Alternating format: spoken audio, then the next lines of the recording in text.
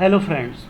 पाकिस्तान में जो दो साइबर लॉ सीखना चाहते हैं या उसकी प्रैक्टिस करना चाहते हैं, जो नए वकला हजरात, यंग वकला हजरात साइबर लॉ और प्रैक्टिस, साइबर लॉ की प्रैक्टिस, साइबर क्राइम लॉ की प्रैक्टिस करना चाहते हैं, उनके लिए लेक्चर बहुत ज़रूरी है।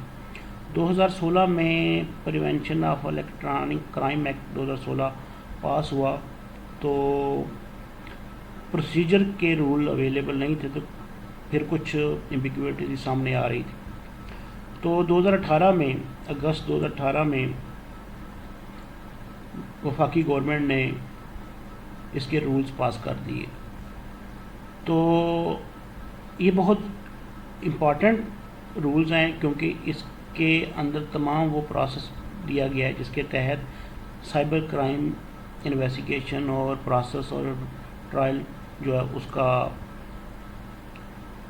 स्टार्ट होगा। तो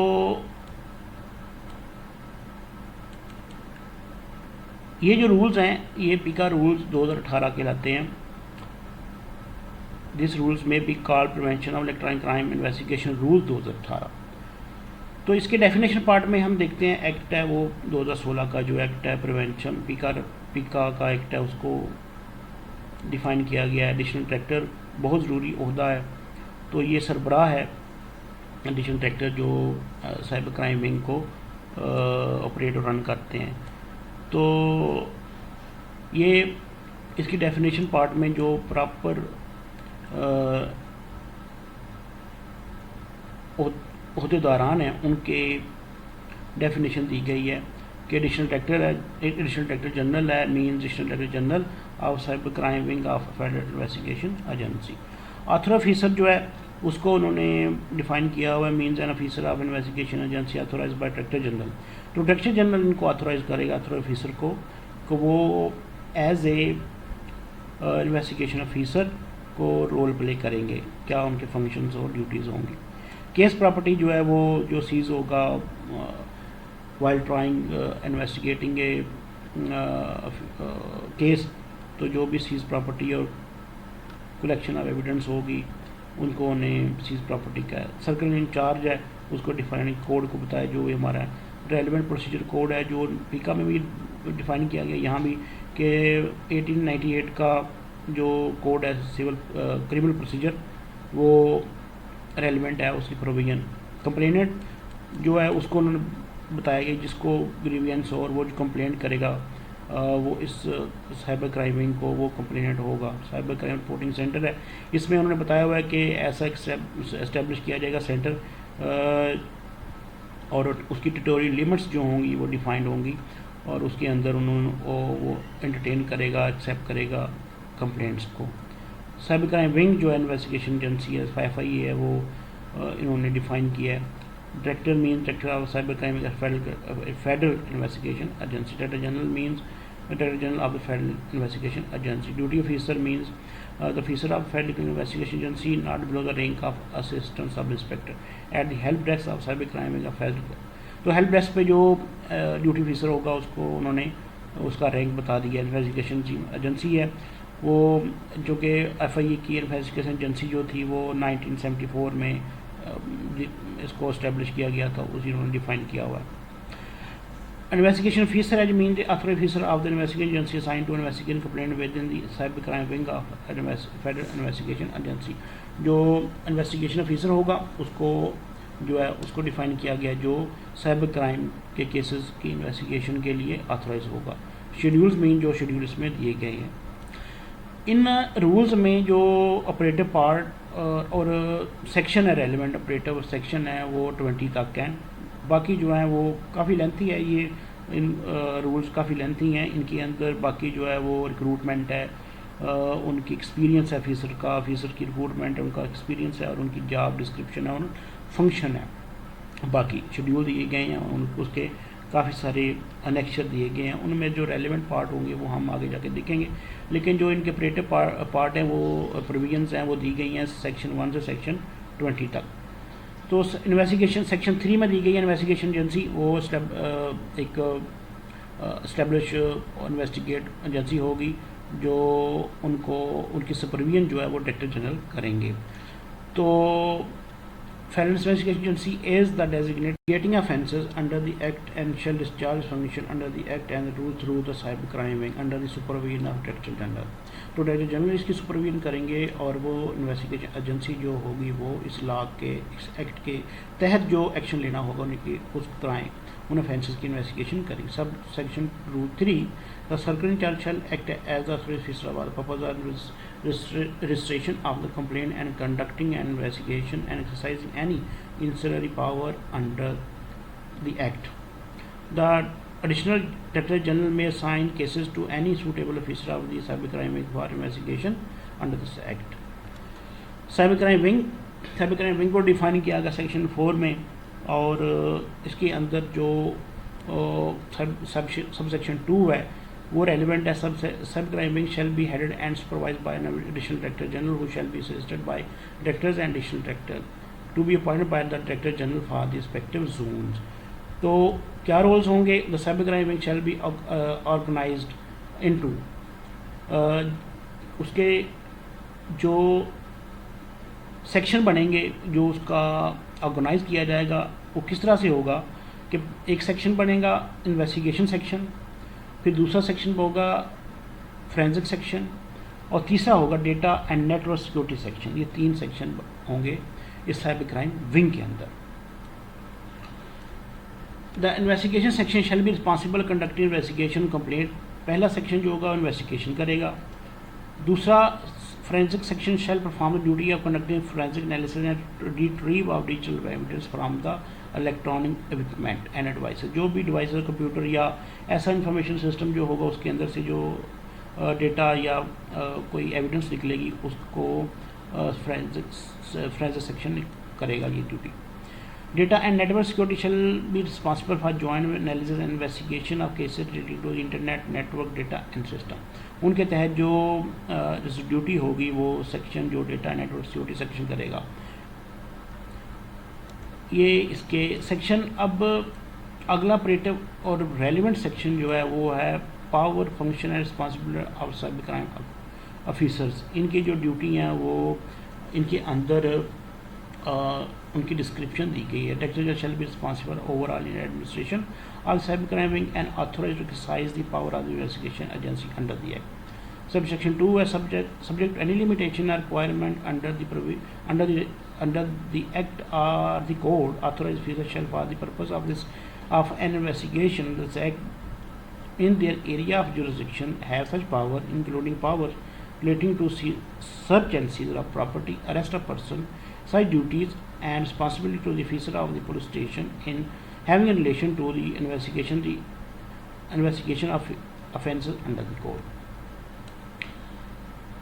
The authorized officer may, for the purpose of this investigation of this act, exercise any power of an officer in charge of the police station under the code in any area in which he is for time being in relation to the investigation of an offence under this act. When so exercise such power shall be deemed to be an officer in charge of police station discharging his function as such within the limit of this police station. तो जो authorized officer होगा उसकी जो powers होंगी वो एक police station के अंदर पॉइंटेड ऑफिसर के तौर पर होंगी और वो उसका जो एरिया होगा उसके अंदर वो इन्वेस्टिगेशन ऑफिसर की ड्यूटी को परफॉर्म करेगा. सेक्शन 6 में साइबरक्राइम कंप्लेंट स्टेशन है. Cybercrime wing shall establish help desk comprising of duty officer under the supervision of circle in-charge and all other cybercrime reporting centre. तो साइबरक्राइम की जो registration का एक प्रोसेस है उसका एक हेल्प डेस्क कायम किया जाएगा. इसकी जो डिटेल है साइबर सेक्शन 6 में दी गई है. Subsection 2 में complaint management and tracking system shall be installed at the cybercrime headquarters and all the cybercrime reporting center to digitalize registration and expedite processing of cyber complaint. We shall provide a platform of centralized database of complaints digitally connected with all the cybercrime reporting center. तो ऐसा एक centre का कायम किया जाएगा जो कि digitally आपस में कनेक्टेड हो और सेंट्रलाइज्ड हो. उसका तमाम जो डेटा होगा वो एक हेडक्वार्टर में सेफ होगा. सब सेक्शन 3 में एक कंप्लेंट में भी complainant may file the complaint in person via email, fax, telephone or other available digital means to cybercrime reporting center. तो ये जो इस रूल्स के अंदर इम्पॉर्टेंट सबसेक्शन 3 में डिटेल दी गई है कि कंप्लेनेंट जो विक्टिम अपनी कंप्लेंट अपनी रिपोर्ट वो रिकॉर्ड करवा सकता है, रजिस्टर करवा सकता है खुद जाकर, या मेल के ज़रिए, या फैक्स के ज़रिए, या टेलीफोन के ज़रिए, या अदर कोई अवेलेबल डिजिटल मीन्स है उसके ज़रिए से वो अपनी कंप्लेंट को रजिस्टर करवा सकता है। अब साइबर क्राइम ने FIA की वेबसाइट के ऊपर वेब जनरेटर लिंक दिया हुआ है, वहाँ पे आप उसको लिंक को ओपन करें, वहाँ पे रेलेवेंट इन्फॉर्मेशन अपने CNC के साथ, अपनी ट्रू आइडेंटिटी के साथ और डिटेल के साथ कि आपके साथ क्या साइबर क्राइम हुआ है उसकी डिटेल दें और वो सेंड कर दीजिए, और वो आपको आपका केस जो होगा वो अभी कंप्लेंट जो रजिस्टर हो जाएगी वो उसका रिप्लाई बैक करते हैं और वो उसको रिपोर्ट करके तो उसका फिर इंक्वायरी शुरू कर देते हैं। इन्वेस्टिगेशन सेक्शन 7 में investigation and the case procedure दिया गया है। ये केस प्रोसीजर में बड़ी लेंथी इसकी डिटेल दी गई है कि किस प्रोसीजर को अडॉप्ट किया जाएगा, इंक्वायरी कैसे होल्ड होगी, इंक्वायरी पास होने के बाद फिर इन्वेस्टिगेशन ऑफिसर असाइन होगा और वो उसको तमाम जो क्रिमिनल प्रोसीजर कोड के तहत एविडेंस या उसकी जो कलेक्शन ऑफ डिजिटल एविडेंस या सीजर एंड सर्च का प्रोसेस है वो अडॉप्ट करेगा। तो जहाँ पे केस कॉग्निजेबल होगा वहाँ पे वो अरेस्ट करेगा, अगर नॉन कॉग्निजेबल होगा तो वो उसको कॉल करके उसके रेलिवेंट एविडेंस रिकॉर्ड करके उसका चलान मुकम्मल करके तो वो फाइनल सेक्शन 173 कोड के तहत चलान मुकम्मल करके तो वो कोर्ट में प्रेजेंट कर देगा। वो फाइनल चलान भी देगा और अगर उसका चलान कंप्लीट नहीं हुआ तो वो उसका इंटरम चलान भी दे के तो कोर्ट को रिक्वेस्ट कर सकता है कि इसका ट्रायल स्टार्ट किया जाए। तो सेक्शन 8 में सर्च एंड सीजर की प्रोविजन दी गई है, जिसके तहत एक रूल दिए गए हैं जिसके तहत इन्वेस्टिगेशन ऑफिसर जो होगा वो सीजर एंड सर्च करेगा और उसने उन जो रूल दिए गए हैं इसके तहत उनको स्ट्रिक्टली फॉलो करना है। उनकी वायलेशन जो है वो उसके लिए पिनल एक्शन से केस लिया जा सकता है। अगर वो ऐसी कोई पॉलिसी या ऐसे इन रूलों को वायलेट करता है तो उसका डिपार्टमेंट उसके खिलाफ एक्शन ले सकता है, कोर्ट के ज़रिए से उसका एक्शन उसके खिलाफ लिया जा सकता है इन्वेस्टिगेशन ऑफिसर के खिलाफ। तो डिटेल रूल्स दिए गए हैं, इनको फॉलो करना इन्वेस्टिगेशन ऑफिसर की जिम्मेदारी है, क्योंकि ये डिजिटल क्राइम है और cyber crime digital electronic crime है। इसके रूल्स को फॉलो करें इंतहाई अहम है। इनके रूल को फॉलो ना करने के बिहार पे इसके खिलाफ एक एविडेंस क्रिएट हो सकती है। तो ये इसके सेक्शन 8 में बड़ी डिटेल से बताया गया है कि उसने कोई कंटेंट कैसे सीज करना है, जो वीडियो कैसे सीज करनी है, कोई फोटोग्राफ कैसे सीज करना है, मोबाइल कैसे सर्च करना है और कोई कंप्यूटर कैसे सर्च एंड सीज करना है उसका दिया गया।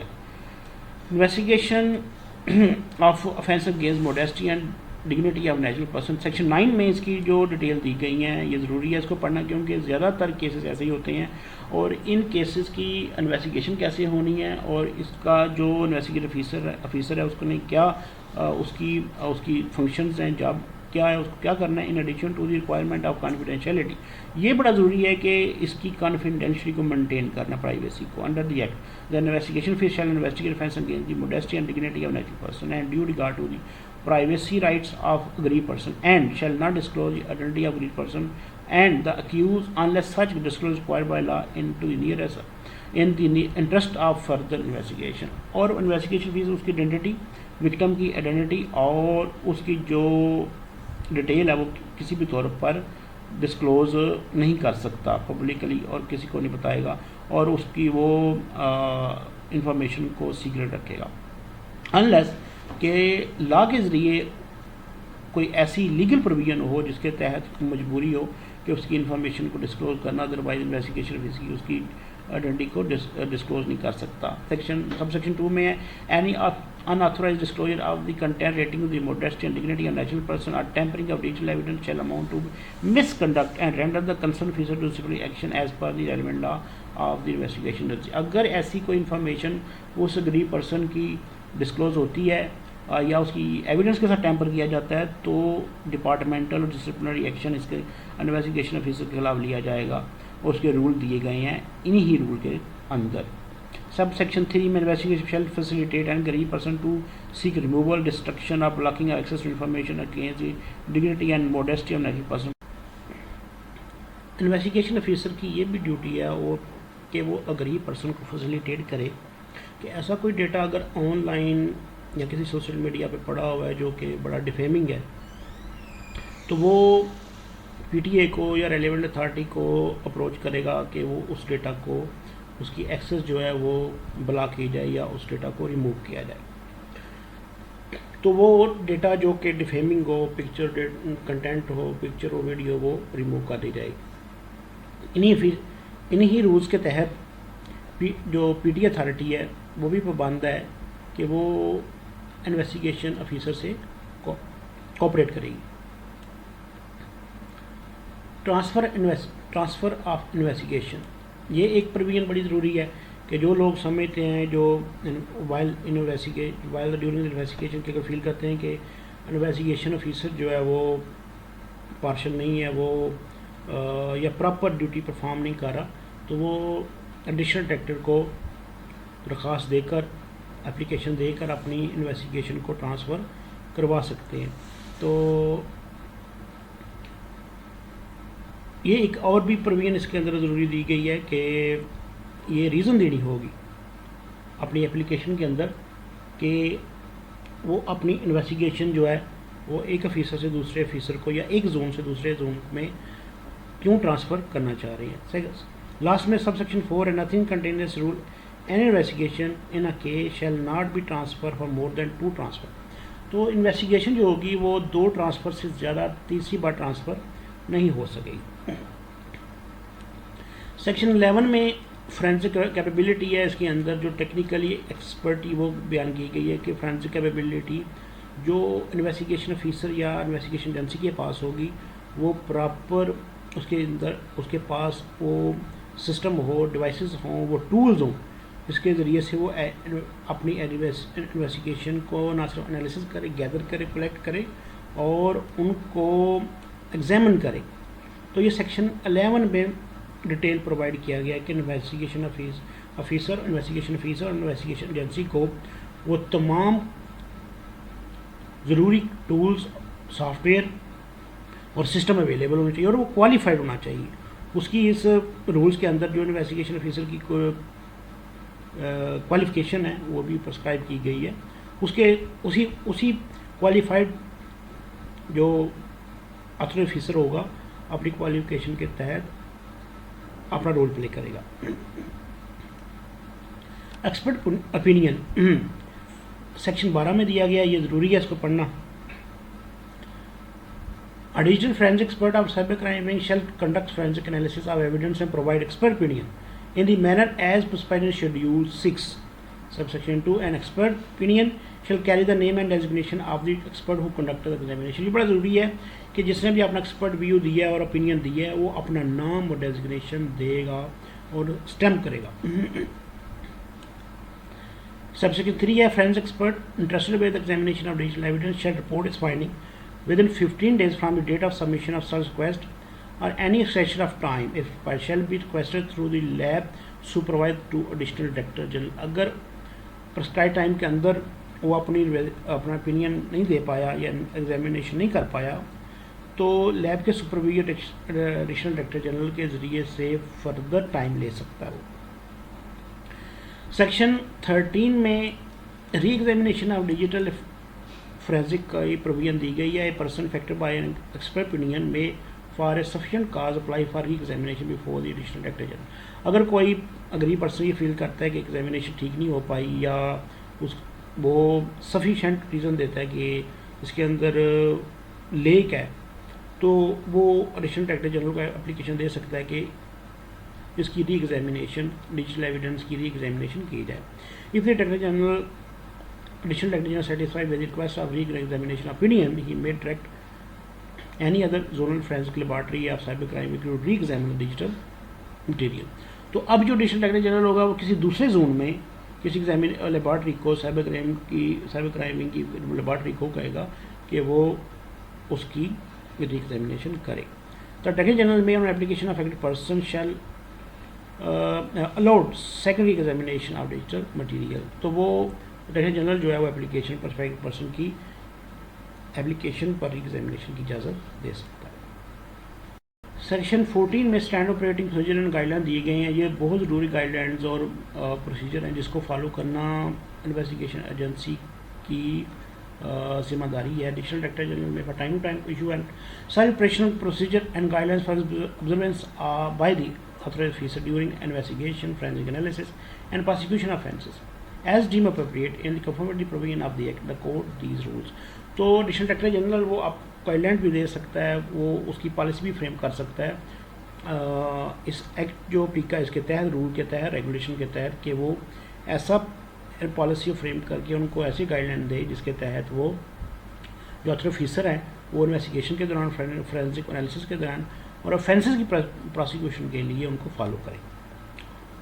मैंडेटरी ट्रेनिंग कोर्सेज बताए गए हैं और ये डिफ़ाइन किए गए, इंट्रोड्यूस करवाए गए हैं, जो कि इन्वेस्टिगेशन ऑफिसर के लिए, डिजिटल फोरेंसिक के लिए, एक्सपर्ट, लीगल एक्सपर्ट कोर्स हैं। तो ये जो कोर्सेज हैं ये दिए गए हैं और ये ऐसे कोर्सेज इन्वेस्टिगेशन एजेंसी जो होगी वो कंडक्ट करेगी ताकि उसके जो पर्सनल हैं, ऑफिसर्स हैं, वो मज़ीद एक्सपर्ट हो जाएं, अपनी प्रोफेशनल ट्रेनिंग उनको मज़ीद हासिल हो सके। सेक्शन 16 में अपॉइंटमेंट, प्रमोशन एंड ट्रांसफ़र दी गई है ऑफिसर्स की। ये डिपार्टमेंट के रेलिवेंट लॉ है, ये प्रोविज़न है। तो 17 में ज्वाइंट इन्वेस्टिगेशन है। अगर फेडरल गवर्नमेंट समझती है कि कोई ऐसा इन्वेस्टिगेशन आ गई है जिसके तहत एक इन्वेस्टिगेशन ऑफिसर्स के अलावा दूसरे और भी रिप्रेजेंटेटिव नुमाइंदे गवर्नमेंट के कोई भी अदारे के बीच में शामिल किए जाएं, तो फेडरल गवर्नमेंट अपने किसी SRO और ऑफ डायरेक्शन के ज़रिए ज्वाइंट इन्वेस्टिगेशन टीम बना सकती है। फिर वो इन्वेस्टिगेशन स्टार्ट होगी और फिर वो उस इन्वेस्टिगेशन कंडक्ट हो पाएगी। तो उसके तहत जो है वो उसकी जो रूल्स हों, उसकी जो फंक्शंस होंगे वो क्या होंगे। A joint investigation shall be comprised of following: one or more officers of the cybercrime wing not below the rank of BS-19, one or more officers of an intelligence agency not below the rank of BS-18 or equivalent. C, one or more officers not below rank of the BS-18। तो इसको हक हासिल होगा cyber crime wing को कि वो government से उनके ऑफिसर्स के साथ, दीगर अदारों के साथ कोऑपरेट करने के लिए गवर्नमेंट से रिक्वेस्ट करेगी। तो वो दीगर किसी भी डिपार्टमेंट से फर्दर गाइडलाइन, हेल्पलाइन या कोऑपरेशन कर सकते हैं, उनसे मालूमात ले सकते हैं। कोऑपरेशन सेक्शन 80 में वो cooperation with the foreign government, international organisation and agency. Federal investigation agency shall be designated agency for exercising and requesting international cooperation under act and may fully utilise the international criminal police organization Interpol for extending and seeking international cooperation in cyber crime related cases। तो cyber crime related cases जो होंगे वो international criminal police organisation जो interpole कहते हैं उससे भी cooperate करेगी और रिक्वेस्ट करेगी फेडरल गवर्नमेंट के ज़रिए से कि किसी भी ऐसे साइबर क्राइम केस में उनसे रब्ता किया जा सके। और ऐसे केसेस सामने आए हैं जिनके अंदर इंटरपोल ने फेडरल गवर्नमेंट की रिक्वेस्ट पर ताउन किया FIA साइबर क्राइम विंग से और इन्वेस्टिगेशन में हेल्प किया। Report to the parliament section 19 में दिया गया है कि in compliance with section 53 of the act, additional director general shall through the ministry of interior submit a half-yearly report to both of the parliament with respect of activity of cyber crime in form of specified in schedule 8 by 31st January and 31st July regarding proceeding of half a year। तो 31 जनवरी से 31 जुलाई की जो भी proceeding half year की होगी वो additional director general ministry of interior के ज़रिए से पार्लियामेंट के दोनों हाउसेस के दरमियान, सेनेट में और कौमी असम्बली में ये पेश करेंगे। Cybercrime Wing shall also regulate officer for regular compliance and validation of data as per the requirement of Schedule 8. Section Subsection 3 is Cybercrime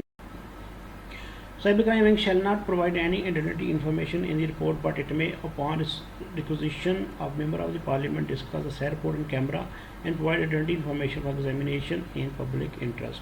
तो वो इन कैमरा में होगी सारी जो डिस्कशन होगी, और अगर वो ज़रूरी है पब्लिक के लिए तो पब्लिक इंटरेस्ट के लिए ज़रूरी है तो वो पब्लिकली की जाएगी, अदरवाइज नहीं की जाएगी। सेक्शन 4 है cybercrime wing shall comply with the recommendation of the parliament approve during consideration of the report in order to improve its function under the act.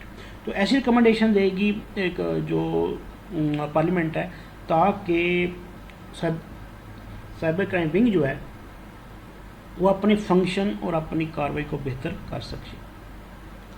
Section 20 में principle and rule value of the investigation है, ये एक rule standard rule दिए गए हैं, तो जिनके जो इसकी शफाफियत को, इसके प्रॉपर प्रोसीजर को डिस्क्राइब करते हैं। Cyber crime wing shall comply with investigation principle and values provide under direction and guidance of the cyber crime investigation to protect the right of parties in complaint, ensure natural justice, due process and procedural fairness during the course of investigation. Subsection 2 A में है investigation should perform all investigation activity with the highest level of integrity। तो ये जो भी investigation होगी high level integrity के साथ होगी। Person responsible for the conduct of investigation shall कंडोमोस्ट हाई प्रोफेशनल कॉम्पिटेंस, अपने प्रोफेशनल कॉम्पिटेंस में नज़र आनी चाहिए। Investigation should maintain impartiality, objectivity and fairness रोड इन्वेस्टिगेशन, उनको इम्पार्शियल रहना चाहिए, उनको अपनी ज़ात को बीच में शामिल नहीं करना चाहिए, अपने इंटरेस्ट को उनमें शामिल नहीं करना चाहिए। Investigation shall adhere to maintain both the confidentiality and the protection of witness. Confidentiality और प्रोटेक्शन ऑफ विटनेस को ये इन्वेस्टिगेटर इंश्योर करेंगे। Conduct investigation shall demonstrate and investigator commitment to certain facts of the case. तो ये उसके अंदर नज़र आना चाहिए, इन्वेस्टिगेशन के अंदर, प्रोसेस के अंदर जो के ऑफिसर्स हैं वो हक़ाइक़ को तलाश करने में कमिटेड हैं, कि वो तलाश कर रहे हैं किसी भी ऑफेंस, किसी भी कार्रवाई के दौरान असल फैक्ट्स को। Finding should be based on the substantiated fact and related analysis, not supposition and assumptions, and the finding shall be factual, impartial, objective and clear and may include reasonable inference। उनके अंदर ये खसूसियत होनी चाहिए कि वो factual हों, impartial हों और ऑब्जेक्टिव हो, अब फैक्ट्स जो होंगे। Conclusion provide summary of the investigation based on establish fact and how they relate to the allegation and the applicable law. और जो कंक्लूजन देना है आखिर पे, अपनी इन्वेस्टिगेशन के आखिर पे वो कंक्लूजन बेस्ड होना चाहिए फैक्ट्स के, अपनी ज़ाती सपोजिशन और अजम्पशन इसमें शामिल नहीं होनी चाहिए। और वो जो भी उसके अंदर कंक्लूजन देंगे वो लॉ रिलेटेड हो और वो उस ऑफेंस और उस फैक्ट के रेलिवेंट हो, नॉट इररेलेवेंट। तो ये एक रूल्स दिए गए हैं, एक स्टैंडर्ड प्रोसीजर दिए गए हैं जो कि इन्वेस्टिगेशन ऑफिसर को फॉलो करने हैं अपनी इन्वेस्टिगेशन को ऑब्जेक्टिवली फाइनल करते हुए, ताकि नज़र आए कि उसने हक़ाइक़ और सच की तलाश में हेल्प किया है और उसका रोल इम्पार्शियल है और वो अपने काम में कॉम्पिटेंस है और कमिटेड है। Thank you very much.